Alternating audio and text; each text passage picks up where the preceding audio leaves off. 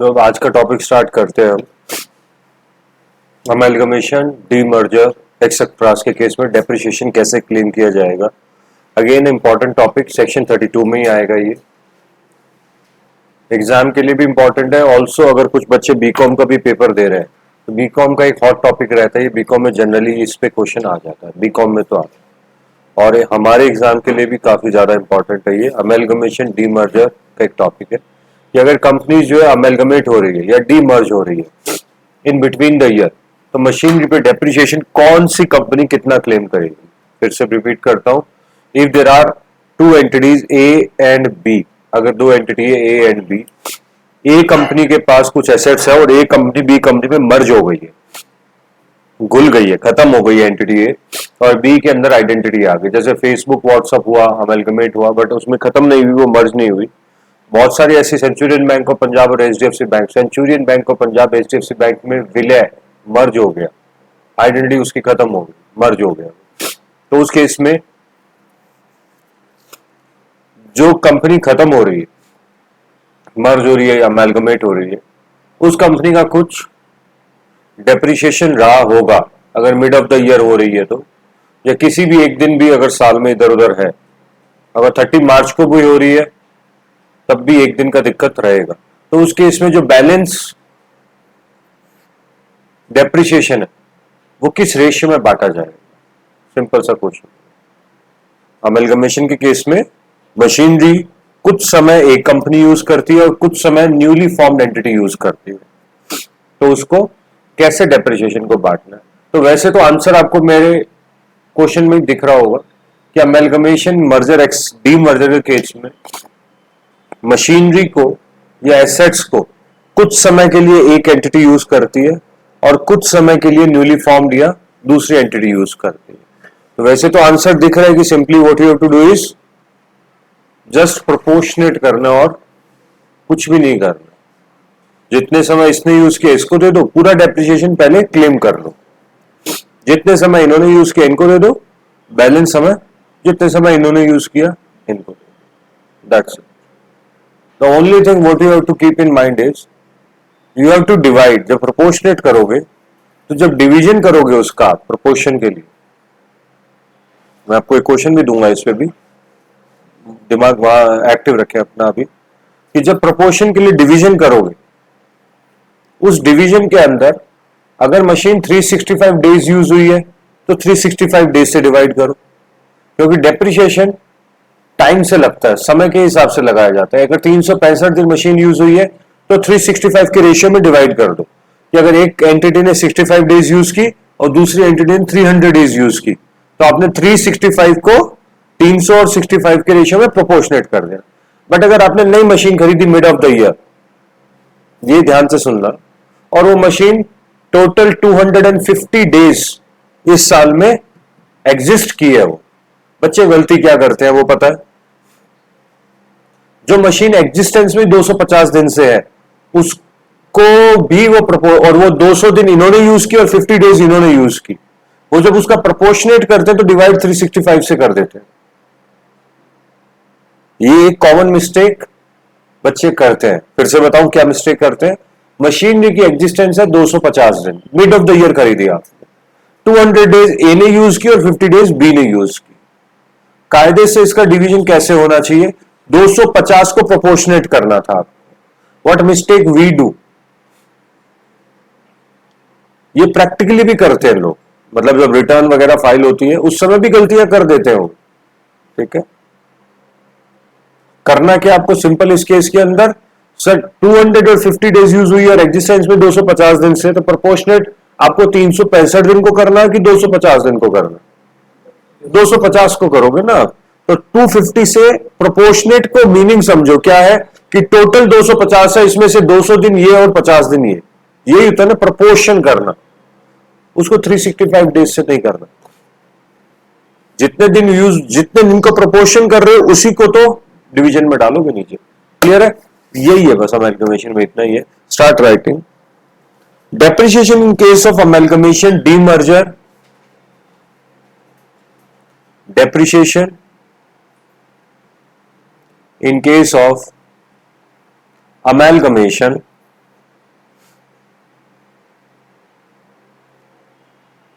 demerger or conversion of proprietary concern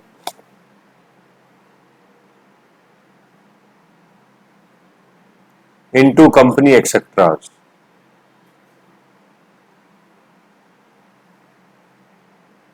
section 32।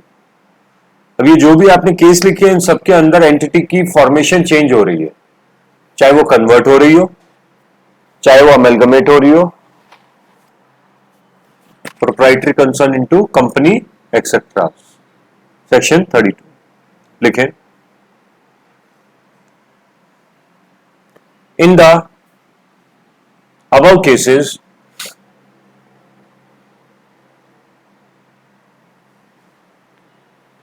depreciation shall be computed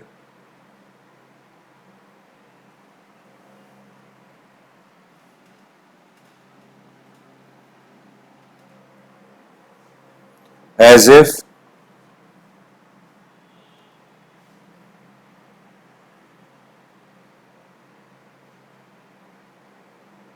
no such amalgamation etc.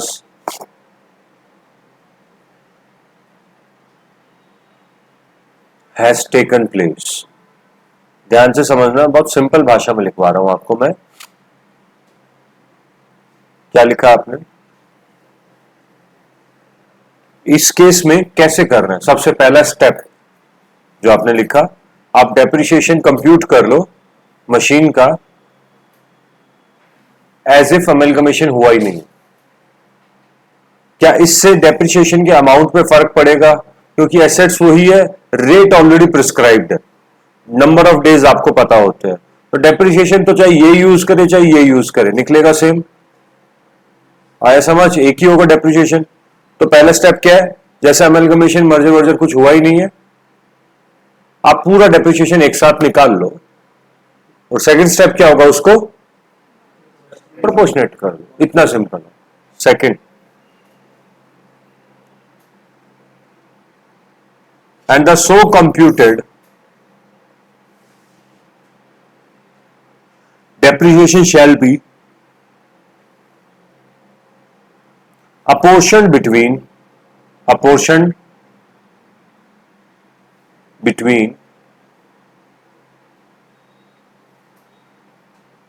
the predecessor and successor company, predecessor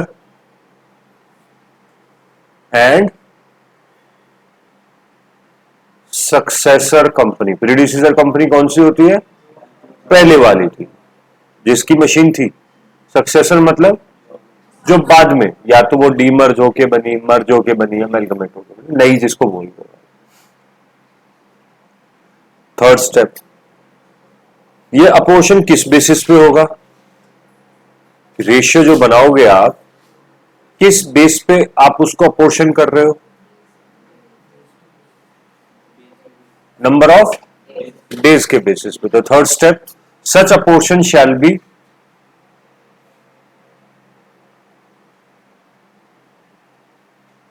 on the basis of number of days the asset was used by each one of them।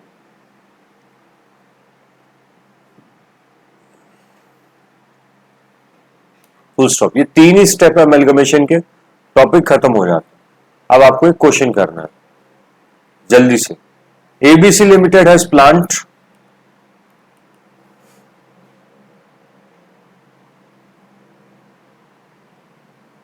P1, P2, P3 as on ABC Limited has plant P1, 2, 3 as on 1st April 2023। WDV 60 lakh।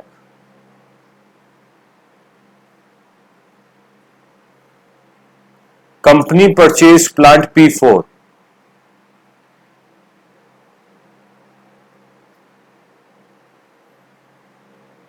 on 1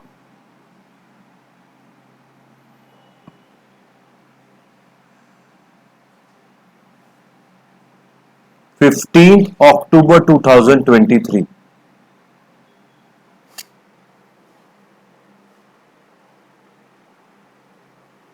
for rupees 30 lakh.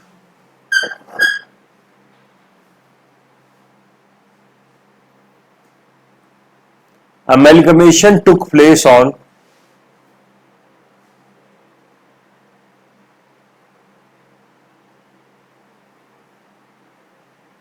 27th November 2023 and the company was taken over by Z Limited.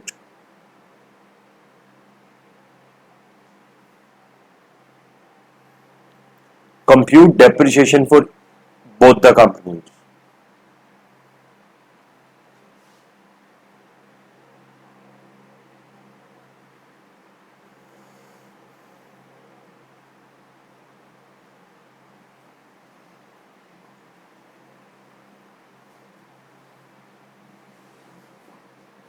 जल्दी करो.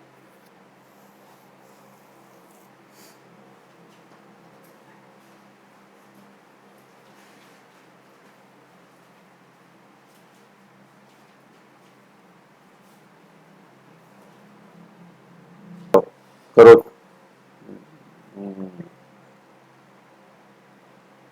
Depreciation total assets की value P123 60 lakh, 4 30 lakh, total 90 lakh.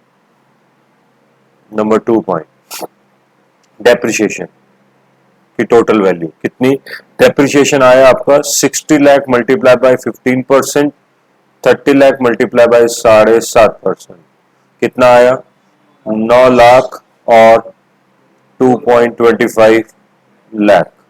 Total is 11,25,000. ठीक है. Third step है कि हमें 9 लाख वाला plant कौन सा है, P1 P2 P3. ठीक है. ये प्लांट जो है ये कितने दिन कैसे यूज करना है, ये प्लांट कितने दिन किसने यूज किया वो चेक करना है. ये प्लांट जो है टोटल 365 डेज यूज हुआ है, बीच में नहीं खरीदा गया. टोटल 365 डेज हुआ, जिसमें से ABC लिमिटेड ने कितने दिन यूज किया इसको, 30 31 एंड 30 31 और भी एक महीना है ना उसमें. लास्ट मंथ में कितने दिन यूज हुआ ये,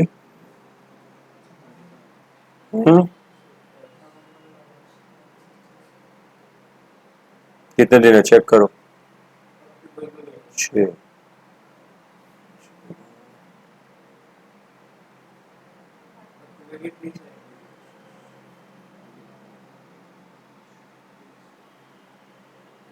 टोटल आ गया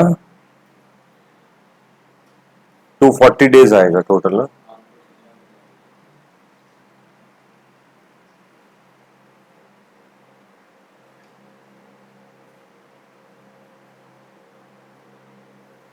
तो ये टोटल 240 डेज यूज हो गया. ठीक है. किसने यूज किया, ABC लिमिटेड. अगर हम बात करते हैं सेकंड वाले की कि यही सेम प्लांट Z लिमिटेड ने कितने दिन यूज किया. Z लिमिटेड ने ये प्लांट कितने दिन यूज किया है, 125 डेज. इसको प्रोपोर्शनेट कर देते हैं क्योंकि इसका हमें P123 का डेप्रिसिएशन पता है हमें, तो इसी को एक्सटेंड करते हैं. P123 के डेप्रिसिएशन को हम प्रोपोर्शनेट करते हैं. कितना डेप्रिसिएशन आया P123 का, 9 lakh. 9 lakh divided by 365 multiply by 240. आप इसमें से एक दूसरे को माइनस जरूर कर सकते हो बट दोनों टोटल को माइनस नहीं कर. बट फिर भी माय सजेशन इज प्रोपोर्शनेट का मतलब होता है दोनों को दिखाया जाए, तो हमेशा पूरा दिखाइए. Multiply by 125 days. तो ये कितना आ गया आपका, ये आ जाता है आपका 591780.82 और दूसरा कितना है 308219 पॉइंट समथिंग 18 आएगा या 18 पॉइंट आएगा ना, 18. हाँ 18 पॉइंट. क्यों, कहाँ लिखा हुआ है? 288A 288B सेक्शन ने आपको राउंड ऑफ करना किसको बताया है? और मैं पहले बोल चुका हूं 3 डिजिट तक कंटिन्यू कीजिए, रुक जाओ। Result clear? एक प्लांट का हो गया हमारे पास। फिर आ जाता है हमारा plant number P4। P4 plant जो है वो टोटल डेप्रिसिएशन उसका आता है 2,25,000 रुपीज। इसको किस कंपनी ने कितने दिन यूज किया? ए बी सी और जेड ने। एबीसी ने इसको कितने दिन यूज किया है? टोटल नंबर ऑफ डेज कितने दिन यूज हुआ ये plant? What is the total duration of P4? 168 days, 168 दिन टोटल यूज हुआ है, जिसमें से 43 डेज एक कंपनी ने यूज किया है और 125 डेज दूसरी कंपनी ने यूज किया। तो 2,25,000 divided by 168 multiply by 43 and दूसरा 225 डिवाइडेड बाय 168 मल्टीप्लाई बाय 125। कितना कितना आ जाएगा इसका? 57,589.28 और दूसरा 16,741.0.72। ये एबीसी का, ये जेड का, इनको टोटल कर देंगे, आंसर आ जाएगा। चलिए नेक्स्ट। कोई सवाल है यहां तक? पूछो किसी का।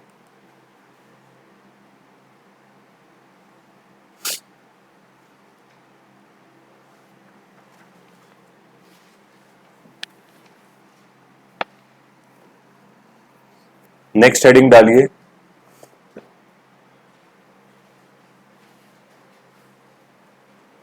Additional depreciation.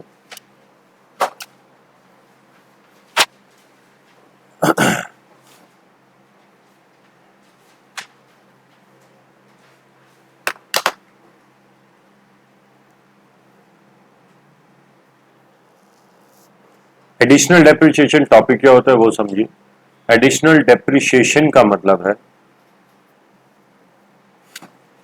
कुछ अतिरिक्त डेप्रिसिएशन, कुछ एक्स्ट्रा डेप्रिसिएशन। इसका मतलब क्या है?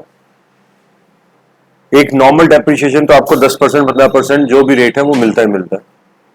इसके अलावा ओवर एंड अबव अगर आप न्यू प्लांट एंड मशीनरी खरीदते हो, गवर्नमेंट आपको एनकरेज करती है कि नई प्लांट एंड मशीनरी खरीदो।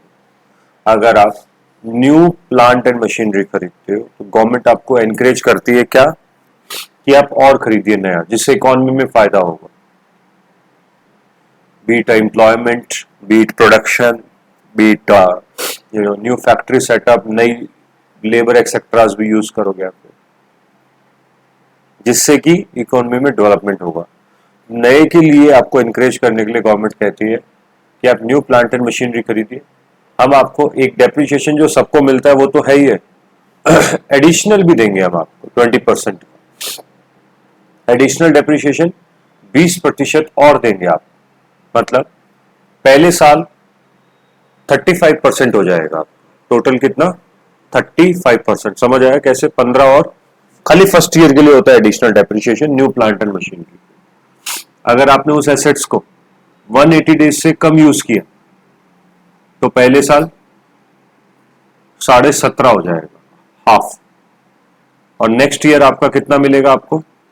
नेक्स्ट ईयर जो आपकी नॉर्मल रेट है वो तो मिलनी है आपको 15%, और पिछले साल का हाफ बचा हुआ 17.5 वो भी मिल जाएगा। फिर से बताऊं,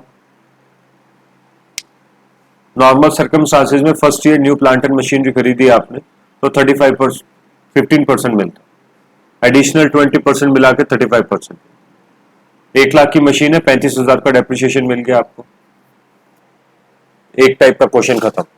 दूसरे टाइप का क्वेश्चन, आपने मशीन जो है वो 1 जनवरी को खरीदी, मतलब 180 दिन से कम यूज हुई है न्यू प्लांट एंड मशीनरी, तो क्या करना? नॉर्मल डेप्रिसिएशन 7.5%, 15 का आधा प्लांट एंड मशीनरी पे। एडिशनल डेप्रिसिएशन भी आधा ही मिलेगा, 20 का, टोटल 17.5। फर्स्ट ईयर सवाल आया कि सर जो एडिशनल डेप्रिसिएशन मेरा रह गया क्लेम करना, वो कब लूंगा मैं? तो बचा हुआ एडिशनल डेप्रिसिएशन आप नेक्स्ट ईयर ले लीजिएगा। नेक्स्ट ईयर आपको मशीन पे टोटल कितना मिलना है? 15 पूरा मिलेगा, और एडिशनल जो रह गया आपका वो आप नेक्स्ट ईयर क्लेम कर लीजिए, एडिशनल खाली बस। क्लियर? That's it. और फिर थर्ड ईयर से तो नॉर्मल हो गए आप। क्लियर? लिखें सेक्शन 32 ये, additional depreciation is allowed to new plant and machinery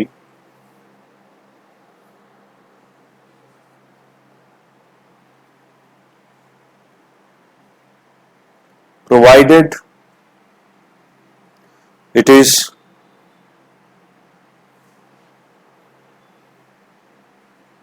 being used for manufacturing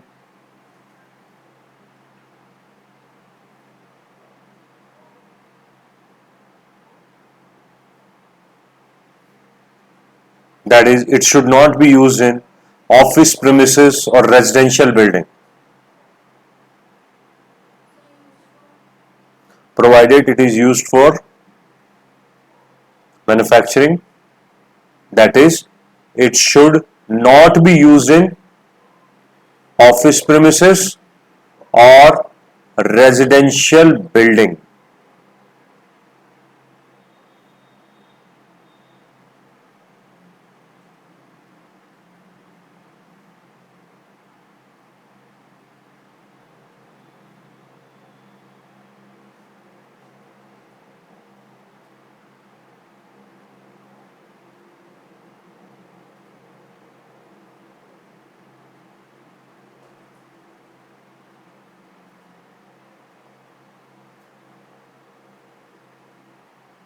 Full stop. Next line. Also, additional depreciation is not allowed on road transport vehicle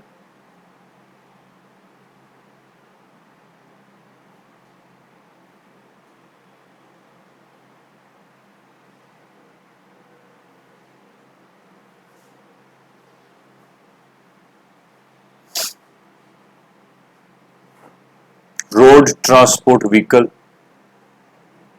or aeroplanes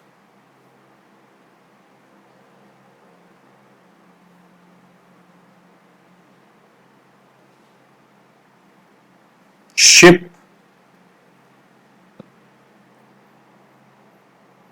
furniture building etc. Full stop.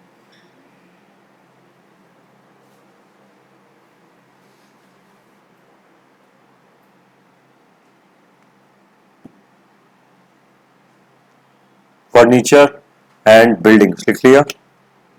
आगे further additional depreciation, further additional depreciation will not be allowed on assets which is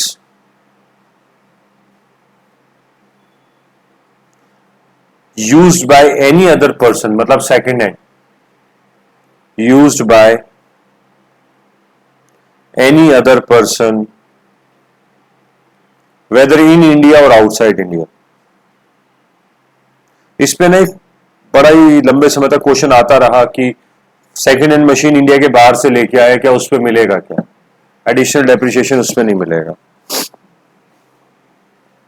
used weather in India और outside India before it's installation, before it's installation.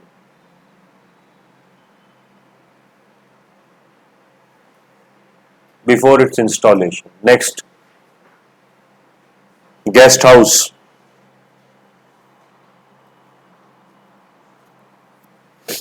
comma, next, office appliances,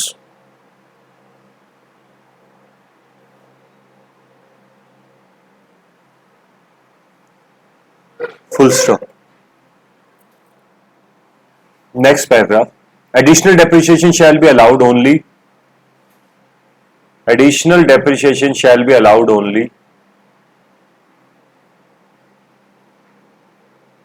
once in a year,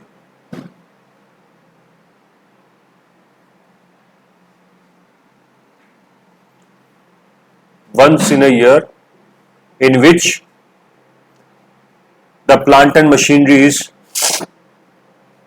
put to use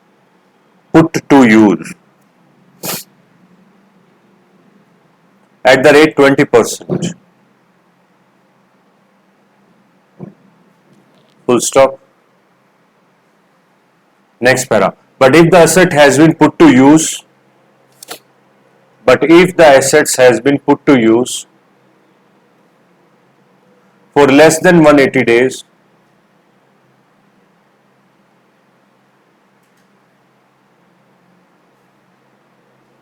additional depreciation shall be allowed at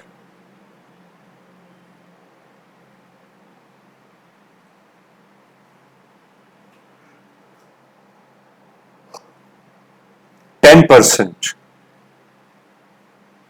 Additional depreciation shall be allowed at 10%, and the balance 10% shall be allowed in the next financial year. Note, from the financial year 2013-14, additional depreciation is also allowed to the assessee engaged in generation and distribution of power.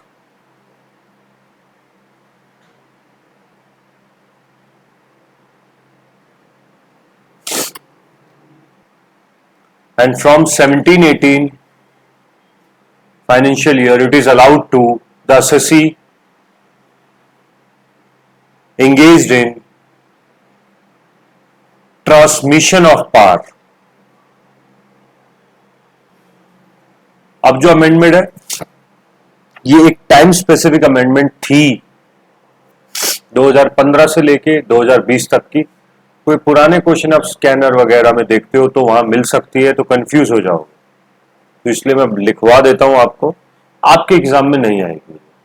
हुआ क्या था, 2015 में एक amendment आई जिसमें बोला 1 अप्रैल 2016 to 31 मार्च 2020 तक अगर कोई person new plant and machinery लगाता है backward areas of Bihar, Telangana, Andhra, West Bengal, तो उनको एडिशनल डेप्रिसिएशन 20% की जगह 35% मिलेगा।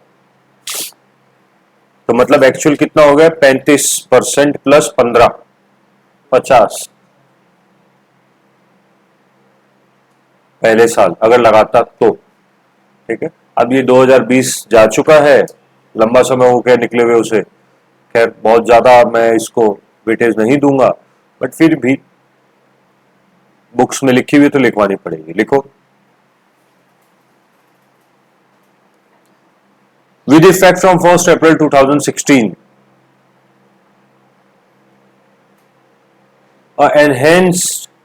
an enhanced depreciation at the rate 35% instead of 20%, 20 की जगह 35%, allowed to assessee who set up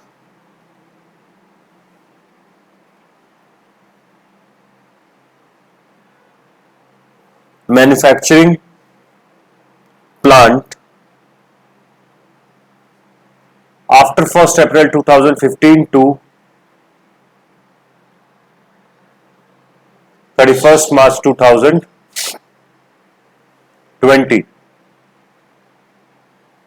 in the backward areas of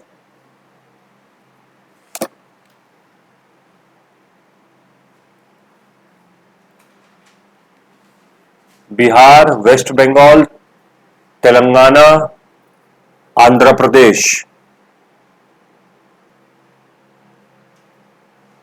okay, so कौन कौन सी चीजें नहीं आती, ऑफिस अप्लाइंसेस एक्सेट्रा। कार जो है वो कार एक्सेट्रा मोटर कार इसमें एडिशनल डेप्रिसिएशन में काउंट नहीं होती है।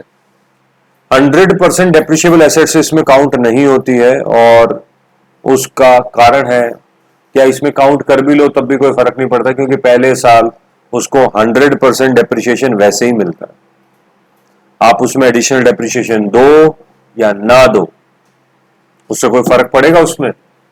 आप कहते हो मैं आपको 35% दूंगा, 20% दूंगा, तो 100 से ऊपर तो नहीं दे सकते ना, दोगे तो 100 के दायरे में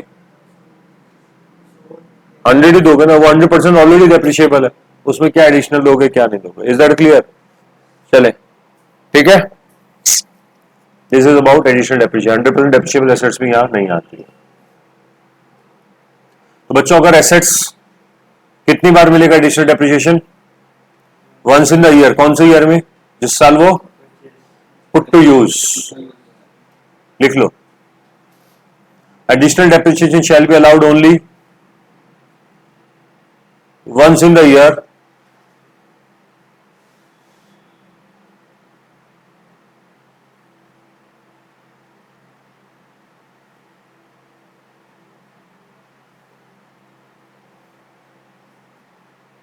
in which it is put to use.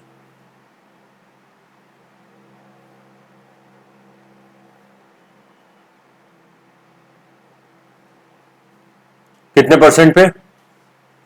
20% पे। एडिशनल डेप्रिशिएशन कितना मिलता है?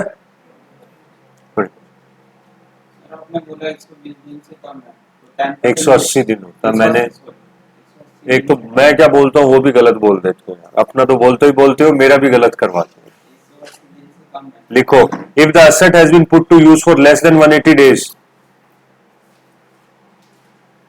if the asset has been put to use for less than 180 days, then additional depreciation shall be allowed. If the asset has been put to use for less than 180 days, then additional depreciation allowed shall be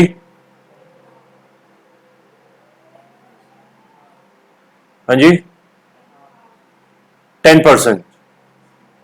कोई speculation है ही नहीं ना यहाँ पर, 10 है सीधा 10%। Half मतलब तभी बोलेंगे ना अगर अलग अलग रेट्स हो, तो हम डिफाइन करेंगे कि यहाँ पे यहाँ 20 फिक्स है एडिशनल डेप्रिशिएशन। अब अपना 35 वाला तो समय बचा नहीं है, बैकवर्ड क्लास वाला 35, तो एक ही एडिशनल डेप्रिशिएशन है कितना? 20%। किस रेट पे अब लगेगा? लेस देन 180 डेज है तो 10%। इंपॉर्टेंट चीज, द बैलेंस 10%।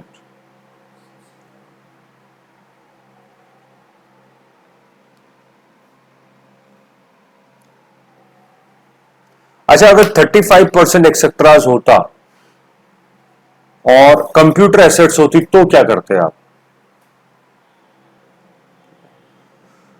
आपने लिखा if the asset has been put to use for less than 1 days, then additional depreciation shall be allowed at 10%, and the balance 10% shall be allowed in the next financial year.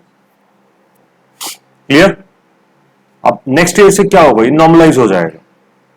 Next year में उसका जो normal रहेगा, assuming 15%, तो वो मिलेगा उसे, वो भी मिलेगा, और बचा हुआ एडिशनल है तो वो भी मिल जाएगा। तो 15, 10, 25।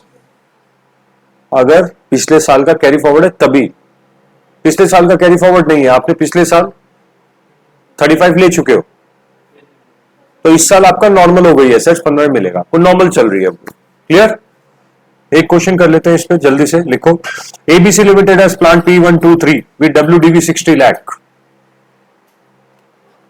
P1, P2, P3 प्लांट है, WDV 60 lakh, 60 lakh on 1st April 2023, and the company has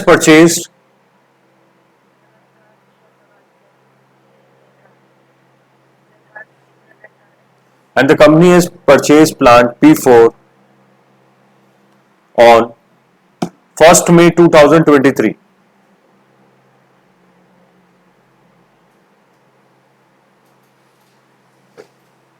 for 20 lakh. 20 lakh for manufacturing purpose, put to use on same day. बच्चों अगर एग्जाम में पुट टू यूज डेट ना लिखी हो, साइलेंट हो, परचेज वाले दिन को पुट टू यूज मान लो, ना हो तो put to use same day. In this case, calculate the additional depreciation and normal depreciation. Start हो जाओ।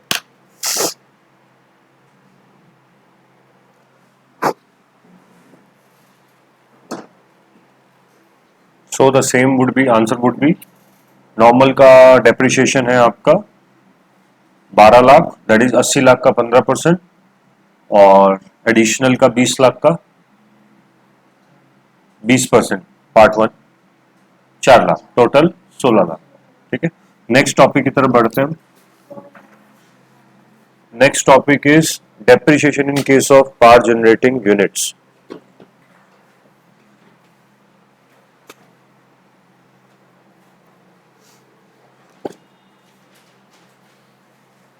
Section 32.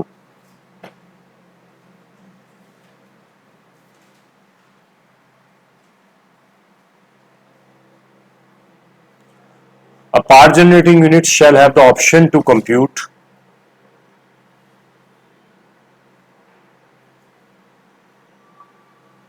depreciation either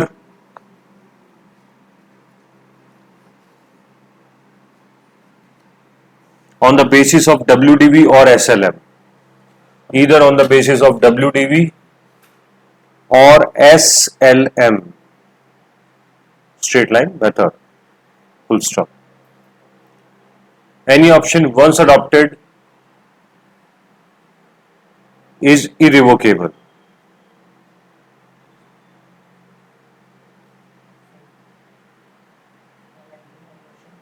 Once adopted is irrevocable, change नहीं कर सकते आप बाद में, ठीक है, बिना परमिशन के, full stop. Next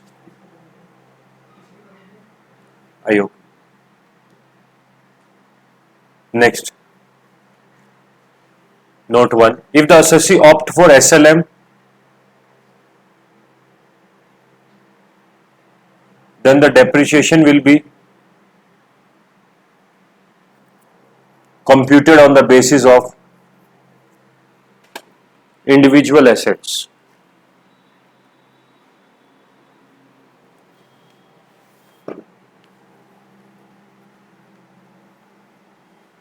That is concept of block of assets, concept of block of assets will not be applicable, वो applicable नहीं होगा।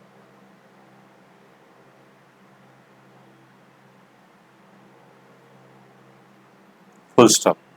Next line. However, concept of 180 days shall be applicable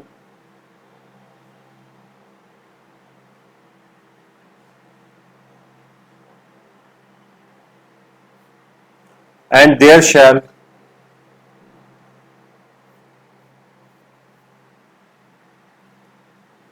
be separate rate of depreciation as mentioned earlier.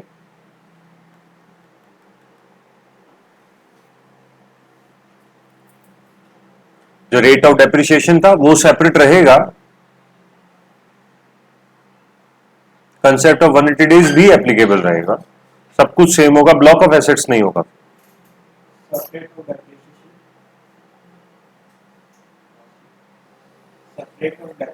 Separate rate of depreciation, separate rate of depreciation as mentioned, full stop. Next line, if the assessee has sold the assets, अगर assessee ने assets को बेच दिया है,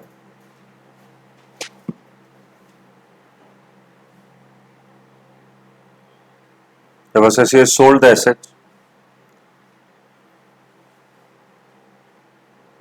any loss shall be called as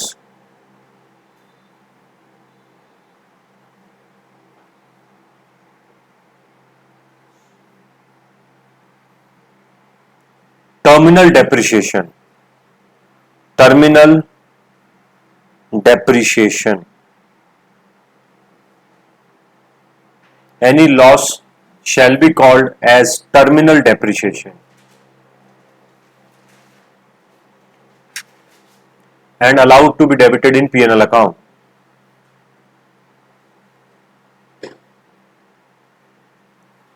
जब हम SLM को follow करते हैं, P&L अकाउंट फुल स्टॉप, सुनो, SLM पूरे इनकम टैक्स में कहीं भी अलाउड नहीं है एक्सेप्ट पावर जनरेटिंग यूनिट्स को, उनको अलाउड है खाली। अगर वो ऑप्ट करना चाहे तो बाद में बदल नहीं सकते। अगर वो ऑप्ट कर लेते हैं, इन दैट केस उनको ब्लॉक ऑफ एसेट्स का कंसेप्ट फॉलो, इंडिविजुअल एसेट्स पे टैक्स लगाना। इंडिविजुअल लगाते समय उस समय उनको रेट ऑफ डेप्रिसिएशन जो मेंशन है वो ही फॉलो करने हैं, अपने रेट्स नहीं लेने। 180 डेज का concept as it is applicable होगा इनके। अगर एसेट्स को बेचने पर कोई भी लॉस होता है तो उसको हम शॉर्ट टर्म कैपिटल लॉस नहीं बोलेंगे, उसको हम टर्मिनल डेप्रिसिएशन बोलेंगे। और अगर कोई गेन होता है तो उसको पीजीबीपी का गेन बोलेंगे। देखो, and if there is any gain, and if there is any gain, it will be considered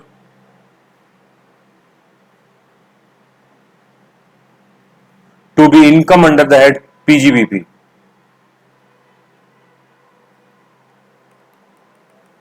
Under section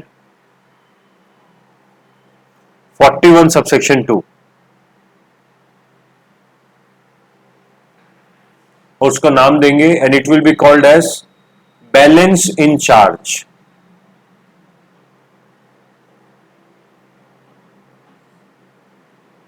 Full stop. ध्यान से समझो, नाम से क्या है, नाम का मतलब, मैं अगर बोलूं टर्मिनल डेप्रिसिएशन, टर्मिनल मतलब इतना रह गया लगाना डेप्रिसिएशन। आपकी एसेट्स की वैल्यू थी 10 लाख, आपने बेच दी 8 लाख में, घाटा कितना हुआ? इसका मतलब उस एसेट्स की एक्चुअल वैल्यू कितनी थी? 8 ही थी, आपने उसको 10 मान रखा था, थी तो मार्केट वैल्यू 8। 2 लाख रुपए का आपने डेप्रिसिएशन क्लेम करना रह गया, टर्मिनल, टर्मिनेट, बैलेंस मतलब इतना रह गया था। कोई फायदा हो गया आपको, मान लीजिए if there is a gain, तो 8 लाख की एसेट्स को आपने 10 लाख में बेच दिया, इसका मतलब बैलेंस 2 लाख का डेप्रिसिएशन आपने कम लगाया था, लगाना चाहिए था आपको, लगाया नहीं। बैलेंस इन चार्ज वो पीएनएल में डालो आप, ठीक है। 8 लाख की एसेट्स को आपने बेच दिया 10 में, 8 लाख के एसेट्स को आपने बेच दिया 10 में, इसका मतलब 2 लाख का डेप्रिसिएशन आपने फालतू क्लेम, उसकी वर्थ कितनी है मार्केट की, आपने अपनी बुक्स में उसको कितना दिखा रखा है, इसका मतलब 2 लाख का आपने फालतू डेप्रिसिएशन एक्स्ट्रा लिया हुआ है, वापस जोड़ो उसको पीएनएल के अंदर, क्योंकि जिस समय लिया था तो डेबिट किया होगा आपने।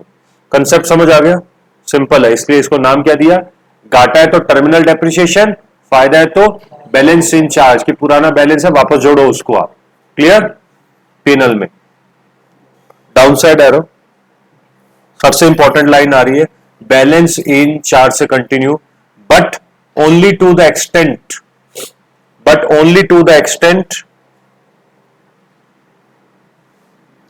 depreciation has been debited to P&L account.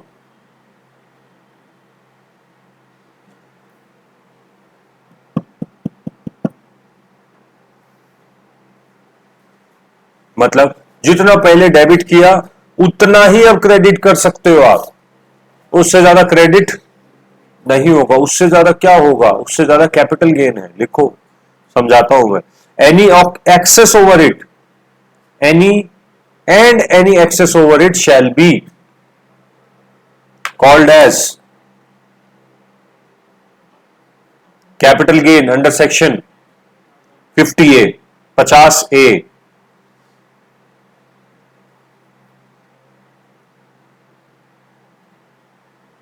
सुनो ध्यान से, देखो लिख लिया 50 है, 10 लाख की बुक्स में वैल्यू आ रही है एसेट्स की, आपने उस एसेट्स को 8 लाख में बेच दिया, बैलेंस कितना? प्लस का बैलेंस दिख प्लस का रहा है, ये आपकी वैल्यूएशन कितनी आ रही है? प्लस से कंफ्यूज हो जाओगे तो छोड़ देते, आपकी वैल्यूएशन आ रही है 10 की, आपने बेच दिया उसको 8 में, 2 लाख का क्या हुआ आपको? घाटा। इसको क्या बोलूं मैं? Terminal depreciation. कहां जाएगा? पीएनएल के पॉइंट नंबर 1 था ये। पॉइंट नंबर 2, वैल्यूएशन 7 लाख की है, आपने बेच दिया उसको 9 लाख के अंदर, कितना? क्या है? Balancing charge. कहां जाएगा? पीएनएल के क्रेडिट में। ये तो 2 इजी है। अब आता है तीसरा पॉइंट, एसेट्स की वैल्यू थी 20 लाख बुक्स में, आपने बेच दिया, एसेट्स की वैल्यू एक्चुअल खरीदी हुई 20 लाख की थी, परचेज प्राइस था 20 लाख, ध्यान से समझ लेना ये कंसेप्ट, 20 लाख का था, डेप्रिशिएट करते करते करते इसकी वैल्यू आ गई, आज बुक्स में इसकी वैल्यू आ रही है 12 लाख, बैलेंस शीट में 12 किया, आपने इसको सेल कर दिया, क्वेश्चन नंबर ए, आपने इसको सेल कर दिया 10 लाख में, आंसर बताना जल्दी से।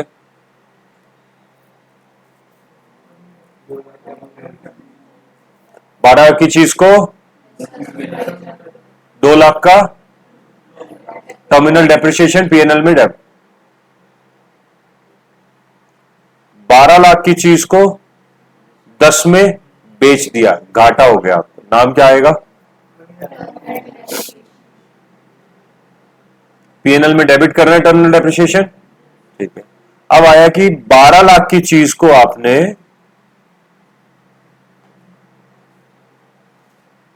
15 लाख में बेच दिया, कितना? 3 लाख रुपया कहां जाएगा? पीएनएल की क्रेडिट में। अब आया बुक्स में 12 आ रही है, इसको आपने 30 लाख में बेच दिया, कितना? 18 लाख, बता दो आंसर, जो अपना लास्ट फाइनल आंसर बोल दो, कितना? 18 लाख का कैपिटल गेन कह रहे हो आप कह रहे हो 12 लाख का, ठीक है। और कोई आंसर किसी का?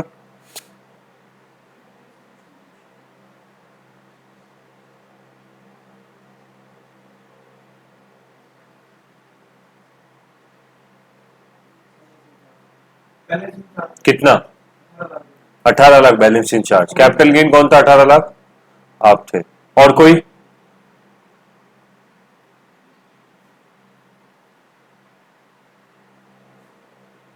कभी कभार जिंदगी में ऐसा मन नहीं करता कि हम भी क्वेश्चन का आंसर दें, कितना? कोई बात नहीं, गलत दो तो सही, 18,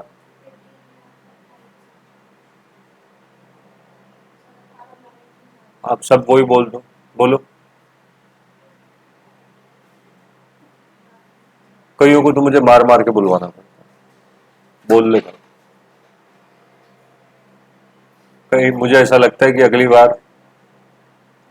मुझे यहाँ स्कीम चलानी पड़ेगी, आंसर दो 5% का डिस्काउंट पाओ। हाँ जी, तो नई लैंग्वेज में बोलो ना, 10 + 8 18 बैलेंस इन चार्ज। हाँ जी, कोई कारण किसी को नहीं पता? हाँ जी, बताइए क्या आंसर आएगा, क्यों आएगा?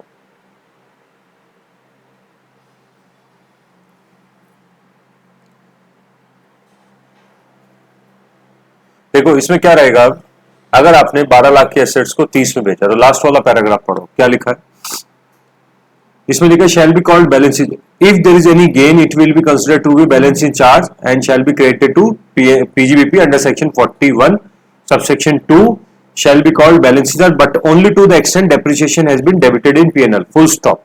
अब ध्यान से देखो इधर calculation, have a look here, आपने इस एसेट्स पे डेप्रिसिएशन कितना क्लेम किया हुआ है पहले? 8 लाख रुपए। कितना क्लेम किया? 8 लाख रुपए। 20 लाख की चीज को अब 12 लाख की है और आपने कितने में बेच दिया इसको? 30 लाख रुपए में। तो आपको टोटल 18 लाख का गेन हुआ, राइट? इसमें से आप 8 लाख रुपए डाल दीजिए पीएनएल में, नाम दे दीजिए बैलेंसिंग चार्ज का, और इसमें से आप 10 लाख रुपया डाल दीजिए कैपिटल गेन्स में। और फिर आप अपनी नोट्स की लैंग्वेज पढ़ो, क्या लिखा? Shall B, if there is a gain it will be considered as a gain under section 41 subsection 2 and shall be called a balance sheet charge। अगर किसी एसेट्स को बेचने पर गेन होता है तो उसको आप पीएनएल में डाल दो, बट कितने हद तक, किस लेवल तक आप उसको डाल सकते हो? तो बोला but only to the extent depreciation has been debited. जो आपने पहले डेप्रिसिएशन 18 लाख का हुआ आपको टोटल गेन, बट आप पीएनएल में कितना डाल सकते हो? खाली जितना आपने पहले डेबिट किया हुआ है। इस एसेट्स के लिए कितना डेबिट किया हुआ है आपने पहले? 8 लाख। पूरे गेन में से उतना आप यहां डाल दो। Over and above any excess over it shall be capital gain. अब ध्यान से इसका कंसेप्ट समझो, क्यों लिखवाया ऐसा। सर कोई भी एसेट्स अगर लागत से ऊपर बेची जाए, कोई भी एसेट्स कॉस्ट प्राइस से ऊपर बेची जाए तो कैपिटल गेन होता है। पता है ये बात सबको? Any assets if sold over and about to the price which is incurred by you. अगर 10 लाख की एसेट्स को आपने 12 लाख में बेचा तो वो 2 लाख का कैपिटल गेन हुआ। फिर से बताऊं, कोई भी एसेट्स अगर आपकी लागत से भी ऊपर बेच दी जाए तो उसमें एप्रिसिएशन हुआ है, वो क्या होता है? Capital gain, assets appreciation. तो सर 8 लाख इधर क्यों डाला पीएनएल में? इस एसेट्स के लिए आपने पीजीबीपी में ऑलरेडी 8 लाख डेबिट किया हुआ था। इसका मतलब 8 लाख आपने वो ज्यादा डेबिट किया था। इसकी आज की वैल्यू अगर मैं कहता हूं 20 लाख है आज की वैल्यू, 30 की बजाय 20 है इसकी, तो क्या होता? 8 लाख पीएनएल में जाता। क्यों? 20 के एसेट्स आपने बुक्स में 12 दिखा रहे हो बट मार्केट वैल्यू उसकी 20 की है। इसका मतलब गवर्नमेंट क्या कहेगी? आपने डेप्रिसिएशन क्लेम फालतू कर लिया, आपको करना नहीं था, और रिवर्स करो वापस उसको। तो एक समय पर आपने क्या किया? डेबिट। आज क्या करना है उसको? किस नाम से? बैलेंसिंग चार्ज, क्योंकि ज्यादा ले लिया था आपने। सर वो 20 की भी नहीं है, वो एसेट्स तो 22 की है। अब बताओ, तो सर आपने 20 लाख से भी ऊपर बेच दी वो, जिसका मतलब appreciation in assets 2 lakh capital gain. Clear? एक क्वेश्चन करते हैं इसमें। ABC limited is a power generating company and a company purchase 1 plant and machinery. ABC limited, थोड़ा जल्दी जल्दी लिखो। ABC limited is a power generating company. Company purchased 1 plant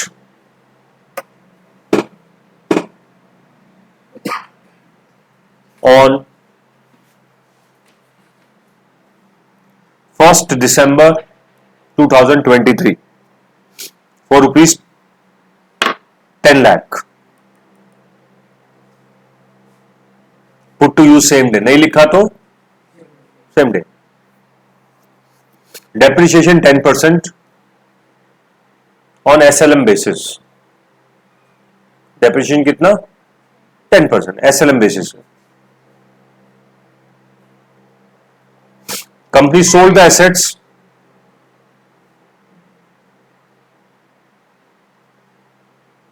on 1st July 23 में खरीदी थी ना? खरीदी कब थी? 1/12/23 को, 1/12/23 को ना। Company sold the assets on 1st July 2025 1st July 2025 for rupees 4 lakh, 4 lakh रुपए में। In this case there will be dash of dash. इस केस में यहां पर in this case there will be dash, या तो गेन होगा या लॉस होगा, वो आप बता देना क्या हुआ। दिख ही रहा है, इतना तो कर ही सकते हो। क्या किया कंपनी ने?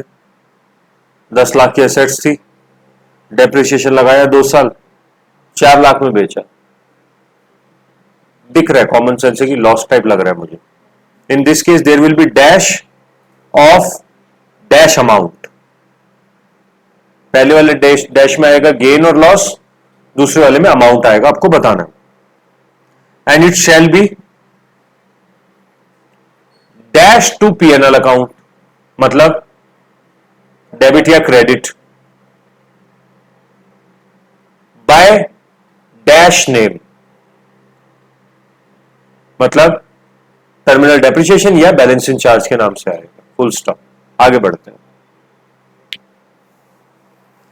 Full stop. पहला क्वेश्चन, क्वेश्चन नंबर बी इसी का क्वेश्चन बी करना है। एक चीज चेंज कर रहा हूं मैं, बाकी सारा same. If the asset was sold for 9,30,000, 9,30,000, तो क्या होगा? There will be dash of dash, मतलब प्रॉफिट या loss of dash amount, dash of dash amount,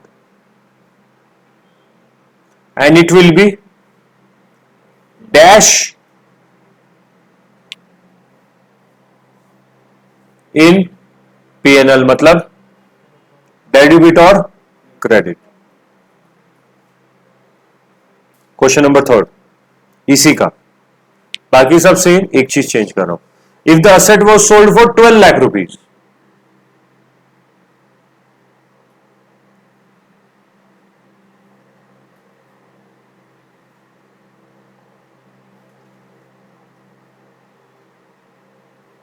show the computation. 12 lakh वाले में पूरी कंप्यूटेशन दिखाओ। चलो स्टार्ट हो जाओ। ओके, पहला डैश पूरा कर लेते हैं। एबीसी लिमिटेड इज पावर पर depreciation 10%, SLM basis assets were sold by the company on such and such date for 4 lakh rupees. In this case there will be a loss of, in this case पहला dash loss of 4,50,000 and shall be debited to PNL account as terminal depreciation. तो पहला question पूरा हो गया, ठीक है। दूसरा question, फिर if the asset was sold for 9,30,000, then there will be a profit of 80,000. There will be a profit of 80,000 and it will be income under the head PGBP under section 41 subsection 2. मैं बता रहा हूं extra आपको, 41 subsection 2 में होगी and it will be called as balancing charge. Balancing charge का section 41 subsection 2 ऊपर लिखा है आप। क्लियर है? कैसे हुआ ये? सर 8.5 लाख में की चीज को आपने 9,30,000 में बेच दिया तो 80,000 का प्रॉफिट हो गया। फिर if the asset was sold for 12 lakh, then there will be a profit of total 3,50,000 total profit होगा, out of which balancing charge 1,50,000 and short term capital gain, बोलो short term capital gain of 2 lakh rupees under section 50A, full stop। आज की class हम यहीं खत्म करते हैं। नहीं, नॉट एट ऑल। चलिए, थैंक यू। टेक्स्ट हम नेक्स्ट क्लास में करेंगे। अब डेप्रिसिएशन का टॉपिक खत्म हो गया आपका। बेटा इस चैप्टर में जितना भी हो चुका है ना, उतना मल्टीप्लाई बाय 5। सोच लो कितना है। मैं स्टार्टिंग में बोल दे कि बहुत बड़ा चैप्टर है, काफी बड़ा चैप्टर है।